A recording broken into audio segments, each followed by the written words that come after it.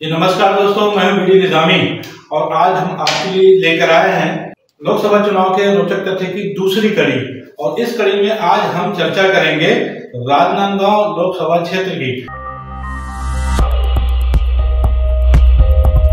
जहां से इस बार कांग्रेस ने अपने कद्दावर नेता पूर्व मुख्यमंत्री भूपेश बघेल को चुनाव मैदान में उतारा है। वहीं भारतीय जनता पार्टी ने अपने वर्तमान सांसद संतोष पांडे पर एक बार फिर दांव लगाया है। या राजनांदगांव लोकसभा की बात करें तो यह 1957 से अपने वजूद में आई पहली बार, और उसके बाद 1957 से लेकर के 1971 तक लगातार राजनांदगांव लोकसभा क्षेत्र में कांग्रेस जीतती आ रही थी।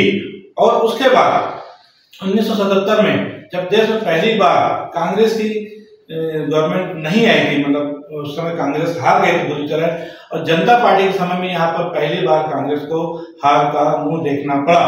उसके बाद देखा जाए तो उसमें एक चीज और है कि 1957 में भले ही राजनांदगांव लोकसभा बन चुकी थी, लेकिन राजनांदगांव को जिले का दर्जा नहीं मिला था। हम यहाँ बात कर रहे हैं रोचक तथ्यों की। तो एक रोचक तथ्य ये भी है कि 1957 से लोकसभा बनने के बावजूद राजनांदगांव को जिले का दर्जा प्राप्त नहीं था, और राजनांदगांव को जिले का दर्जा मिला 1973 में, जब अविभाजित मध्य प्रदेश के मुख्यमंत्री प्रकाश चंद्र सेठी मुख्यमंत्री थे। उनके कार्यकाल के दौरान राजनांदगांव के वरिष्ठ नेता पंडित किशोरीलाल शुक्ला और जैसे लोगों ने उनके प्रयासों से, अथक प्रयासों से राजनांदगांव को स्वतंत्र जिले का प्रभार मिला था। और उस साल न सिर्फ राजनांदगांव बल्कि दूसरा जिला भी था, वो हुआ करता था भोपाल 1973 से पहले सीहोर जिले में आता था, और मध्य प्रदेश की राजधानी होने के बावजूद भोपाल को भी जिले का दर्जा नहीं मिला था। लेकिन 1973 में तत्कालीन मुख्यमंत्री प्रकाश चंद्र सेठी ने राजनांदगांव के साथ साथ भोपाल को भी जिले का दर्जा प्रदान किया था।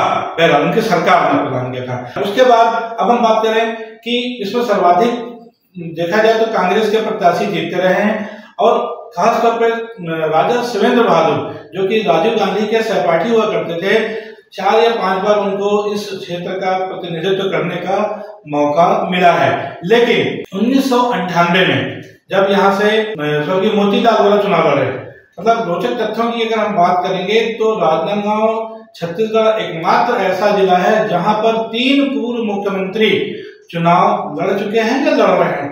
पहला जो नाम था उसमें वो स्वर्गीय मोतीलाल वोरा का था, जो सन 1998 में पहली बार लोकसभा का चुनाव लड़े और जीते भी, संसद भी पहुंचे। उन्होंने तब भारतीय जनता पार्टी के प्रत्याशी अशोक शर्मा को शिकस्त दी थी। 13 महीने की सरकार के बाद जब लोकसभा में भाजपा सरकार गिर गई, स्वर्गीय अटल बिहारी वाजपेयी की, और 1999 में एक बार फिर जब मध्यावधि चुनाव हुए थे, तब मोतीलाल वोरा दोबारा चुनाव लड़े, और उनके खिलाफ भारतीय जनता पार्टी ने डॉक्टर रमन सिंह को चुनावी मैदान में उतारा था। और तब डॉक्टर रमन सिंह ने स्वर्गीय मोतीलाल वोरा जी को शिकस्त दी थी, और वो उनके लिए पहली हार थी। मोतीलाल वोरा जी के लिए पहली हार थी, उसके पहले वो कभी कोई भी चुनाव नहीं हारे थे।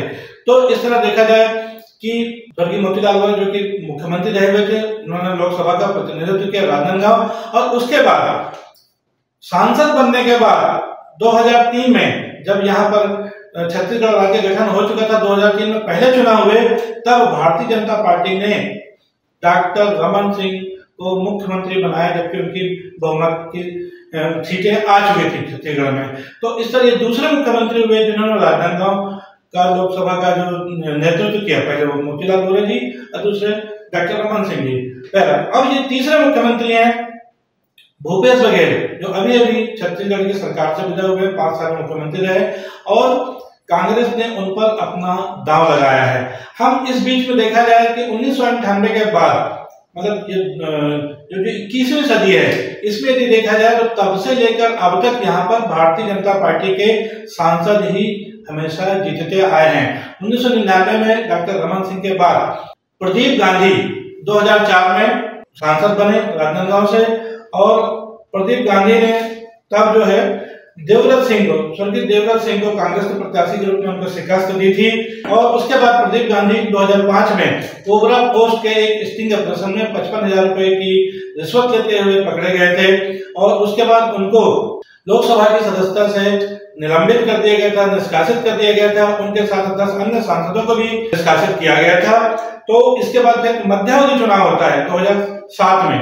और 2007 में तब कांग्रेस प्रत्याशी के रूप में एक बार फिर देवव्रत सिंह को मौका मिलता है। और देवव्रत सिंह के खिलाफ भारतीय जनता पार्टी ने तब अशोक शर्मा को दूसरी बार भारतीय जनता पार्टी के प्रत्याशी के रूप में राजनांदगांव से उतारा था।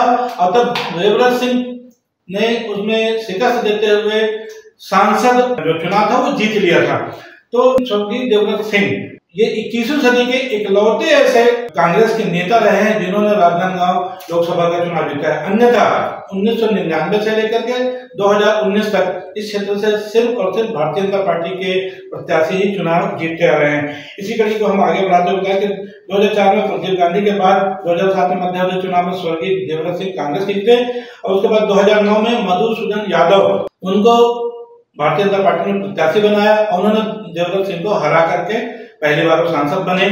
उसके बाद 2013 में डॉक्टर रमन सिंह के पुत्र अभिषेक सिंह को यहाँ से भारतीय जनता पार्टी की टिकट दी गई थी। और उन्होंने तब कांग्रेस के प्रत्याशी कमलेश्वर वर्मा को लगभग 2,36,000 मतों से बड़ी शिकस्त दी थी। ये 2014 की बात है। 2014 में जो लोकसभा चुनाव हुए थे तब अभिषेक सिंह जीते थे। उसके बाद 2019 के जब चुनाव हुआ तो पहली बार संतोष पांडे जीते और लगभग 1,12,000 मतों से कांग्रेस के भोलाराम साहू जो विधायक थे उस समय भी उनको हराकर वो जीते थे। इस तरह देखा जाए तो 1999 से लेकर के 2019 तक भारतीय जनता पार्टी का इसमें प्रभुत्व रहा है। और एक खास बात और भी है कि 1999 के बाद से 2019 तक कोई भी सांसद रिपीट नहीं हुआ है, जीता नहीं है। ये पहला चुनाव होगा इसमें संतोष पांडे टिकट के नाम पर रिपीट हुए हैं। और सवाल यह है कि क्या वो भूपेश बघेल को शिकस्त दे पाते हैं, एक बड़ा सवाल है। बहरहाल हम यहाँ बात कर रहे थे कि इस बार जो चुनाव हो रहा है वो है राजनांदगांव में भूपेश बघेल वर्सेस संतोष पांडे को दूसरी बार टिकट दी गई है। और यहाँ देखा जाए तो कांग्रेस की तरफ से भूपेश बघेल और भारतीय जनता पार्टी की तरफ डॉक्टर रमन सिंह जो कि दोनों पूर्व मुख्यमंत्री हैं, इन दोनों की प्रतिष्ठा दांव पर लगी हुई है। एक तरफ भारतीय जनता पार्टी देखा जाए तो मोदी की गारंटी राष्ट्र हित के अनेक मुद्दों के साथ चुनाव लड़ रही है। और भाजपा का जो पूरा फोकस है वो मोदी के चेहरे पर फोकस है। और मोदी के नाम पे ही भारतीय जनता पार्टी यहाँ पर चुनाव लड़ रही है।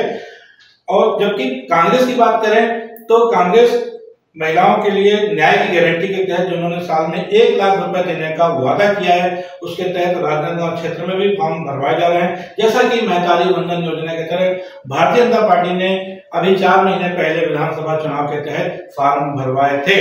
उस समय महतारी वंदन योजना का जादू तो चल गया, लेकिन इस बार क्या भूपेश बघेल द्वारा ये जो न्याय गारंटी का जो जादू ग्रामीण क्षेत्रों में खासतौर पर मतदाताओं के बीच लाया गया है उसका क्या असर होता है ये तो 4 जून को पता चलेगा। बहरहाल लेकिन एक बात जरूर है कि राजनांदगांव लोकसभा में जो चुनाव है इस बार बड़ा रोचक है। और ये देखा जाए तो सीधा सीधा भूपेश बघेल वर्सेस नरेंद्र मोदी, ये जो फोकस वहां आ रहा है वो भूपेश बघेल इस समय कांग्रेस का सबसे बड़ा चेहरा है छत्तीसगढ़ में। और वो अपने चेहरे पर ही राजनांदगांव में चुनाव लड़ रहे हैं। वहीं संतोष पांडे मोदी के चेहरे, नरेंद्र मोदी जो प्रधानमंत्री उनके चेहरे पर चुनाव लड़ रहे हैं। बहरहाल कुल मिला के देखा जाए तो इस बार का जो चुनाव 26 अप्रैल को यहाँ पर मतदान होना है जिसका रिजल्ट 4 जून को आएगा। देखना है कि मोदी बनाम भूपेश बघेल की ये जो जंग है सियासत की 4 जून में किसके करवट इसका नतीजा बैठता है। क्या संतोष पांडे जो पिछले 24 साल में कभी कोई सांसद यहाँ से रिपीट नहीं हो उस मिथक को तोड़ पाएंगे, या भूपेश बघेल मुख्यमंत्री पद से हटने के बाद जो लोकसभा चुनाव लड़ रहे हैं और राजनांदगांव में क्या वो कांग्रेस के लिए एक नई विजय गाथा लेकर आते हैं। बहरहाल 2 पूर्व मुख्यमंत्रियों डॉक्टर रमन सिंह और भूपेश बघेल इनकी प्रतिष्ठा राजनांदगांव में पूरी तरह दांव पर है। राजनांदगांव का मतदाता किसके पक्ष में निर्णय लेता है, इस पर हम सबकी निगाह रहेगी। आज के लिए बस इतना ही। मैं हूं बीडी निजामी और आप देख रहे हैं न्यूज़ T20। हमारी ये खबर आपको कैसी लगी उस पर अपनी राय अवश्य दें। ये विश्लेषण हमारा आपको कैसा लगा उस पर अपनी राय अवश्य दें। कल फिर मिलेंगे किसी नई खबर या विश्लेषण के साथ। तब तक के लिए दीजिए इजाजत। जय हिंद, जय भारत, जय छत्तीसगढ़।